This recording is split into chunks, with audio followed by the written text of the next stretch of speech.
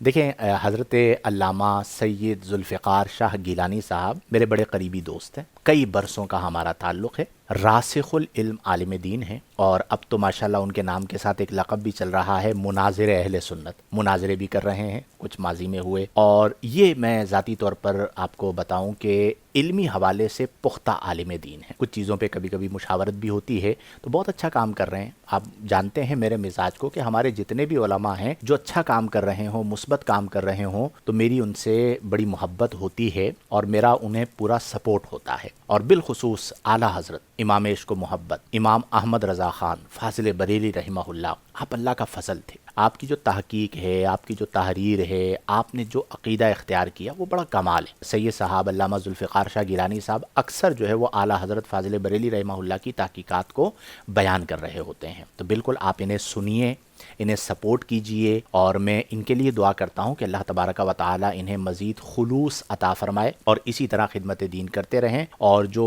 हमारे डोमेस्टिक मसाइल होते हैं, एक मसला आपको पता है हमारे यहाँ राफ़िज़ियत का चलता है, नासिबियत का चलता है, खारिजियत का चलता है, तो उस पर मैंने कुछ वीडियोज़ इनकी देखी हैं, तो बहुत अच्छे तरीक़ाकार से अक़ीदा अहले सुन्नत को बयान करते हैं। अल्लाह ताला इनका और उलमाए अहले सुन्नत का साया हमारे सरों पर कायम दायम फ़रमाए। आमीन बिजाहिन नबी।